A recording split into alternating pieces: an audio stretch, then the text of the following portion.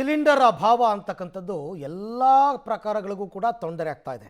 ಈಗ ನೋಡಿ, ರಾಮನವಮಿಗೂ ಕೂಡ ಕೊಲ್ಲಿ ಯುದ್ಧದ ಬಿಸಿ ತಟ್ಟಿದೆ. ಇವತ್ತು ಹಬ್ಬ, ಆದರೆ ಸಿಲಿಂಡರ್ ಇಲ್ಲ.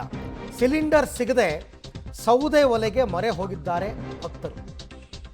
ಇವತ್ತು ಹಬ್ಬ ಇದೆ, ಸೌದೆ ಒಲೆಯಲ್ಲಿ ಪ್ರಸಾದವನ್ನು ತಯಾರಿಸ್ತಾ ಇದ್ದಾರೆ ಭಕ್ತರು. ಇದು ಹಾಸನದ ಸುದ್ದಿ.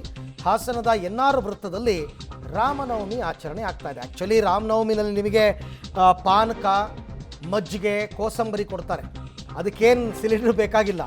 ಕೆಲವು ಕಡೆ ಮಾತ್ರ ಪ್ರಸಾದ ತಯಾರು ಮಾಡ್ತಾರೆ. ಅಂದರೆ ಈಗ ಕೆಲವು ಕಡೆ ಸಕ್ಕರೆ ಪೊಂಗಲ್ಲು ಆ ಥರ ಎಲ್ಲ ಕೊಡ್ತಾರೆ. ಆ ಥರ ಪ್ರಸಾದಗಳನ್ನು ಕೊಡೋದಾದರೆ, ಕೆಲವು ಕಡೆ ಅನ್ನದಾಸೋಹಗಳಾಗ್ತವೆ. ಆ ಥರ ಇದ್ದರೆ ಮಾತ್ರ ಸಿಲಿಂಡರ್ಗಳು ಬೇಕು. ಸಿಲಿಂಡರ್ ಸಿಗ್ತಾ ಇಲ್ಲ ಅಂತ ಈಗ ಸೌದೆ ಒಲೆಯಲ್ಲಿ ಅಡುಗೆಯನ್ನು ಮಾಡ್ತಾ ಇದ್ದಾರೆ ಹಾಸನದ ಎನ್ಆರ್ ವೃತ್ತದಲ್ಲಿ.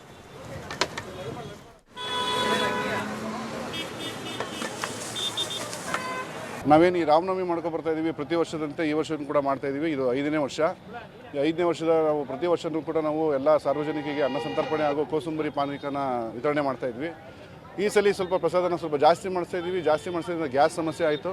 ಗ್ಯಾಸ್ ಸಮಸ್ಯೆ ಆಗಿದೆ ಅಂತೇಳಿ ನಾವು ರಾಮನವಮಿನ ಬಿಡೋಕ್ಕೆ ಹೋಗಿಲ್ಲ. ಪ್ರತಿ ವರ್ಷದಂತೆ ಕೂಡ ಈ ಸಲ ಮಾಡ್ತಾ ಇದ್ದೀವಿ. ಬಟ್ ಆದರೆ ಈ ಸಲ ಸೌದೆ ಒಲೆಯಲ್ಲಿ ಮಾಡ್ತಾ ಇದ್ದೀವಿ. ಸೌದೆ ಒಲೆಯಲ್ಲಿ ಮಾಡಿದ್ರು ತುಂಬ ನ್ಯಾಚುರಲ್ ಆಗಿರುತ್ತೆ ಅಂತ ಅನ್ನಿಸ್ತು. ಅದಕ್ಕೋಸ್ಕರ ಸೌದೆ ಒಲೆಯಲ್ಲಿ ಮಾಡ್ತಾ ಇದ್ದೀವಿ. ಮತ್ತು ಎಲ್ಲ ವರ್ತಕರು ಹಾಗೂ ಎಲ್ಲ ನಮ್ಮ ಎನ್ಆರ್ ಸರ್ಕಲಿನ ಎಲ್ಲ ಉದ್ಯೋಗಿಗಳು ಕೂಡ ಮತ್ತು ಕೆಲಸಗಾರರು ಕೂಡ ಸೇರಿ ಪ್ರತಿ ವರ್ಷವೂ ಮಾಡ್ತಾ ಇದ್ದೀವಿ. ಪ್ರತಿ ವರ್ಷವೂ ಗ್ಯಾಸಲ್ಲೇ ಮಾಡ್ತಿದ್ವಿ. ಈ ವರ್ಷ ಗ್ಯಾಸಿಗೆ ಟ್ರೈ ಮಾಡಿದ್ವಿ, ಬಟ್ ಸಿಗಲ್ಲ ಅಂತ ಗೊತ್ತಿತ್ತು. 1000ರಿಂದ 1200 ರೂಪಾಯಿ ಜಾಸ್ತಿ ಆಗಿದೆ ಒಂದು ಸಿಲಿಂಡರ್ಗೆ. ಹೋಟೆಲ್ಗಳಲ್ಲಿ ಹೆಂಗೆ ಸಿಗ್ತಲ್ಲ, ನಮಗೂ ಹಂಗೆ ಸಿಗಲ್ಲ ಅನ್ನೋ ಗೊತ್ತಾಗಿ ನಾವು ಪ್ರಿಪರೇಷನ್ ಮಾಡಿಕೊಂಡು ಒಲೆಯಲ್ಲೇ ಮಾಡ್ತಾ ಇದ್ದೀವಿ. ಈಗ ಬೆಳಿಗ್ಗೆನೇ ಸ್ಟಾರ್ಟ್ ಮಾಡಿದ್ದೀವಿ. ಇನ್ನೊಂದು 1 ಅವರಲ್ಲೆಲ್ಲ ಪೂಜೆ ಮುಗಿದು ಎಲ್ಲರಿಗೂ ಪ್ರಸಿದ್ಧ 1,000 ಜನಕ್ಕೆ ಸರಿ ಪ್ರಸಿದ್ಧಿ ಎಲ್ಲ ಮಾಡಿಸ್ತಾ ಇದ್ವಿ. ಸ್ವಲ್ಪ ಇನ್ನೂ ಜಾಸ್ತಿನೂ ಇದೆ.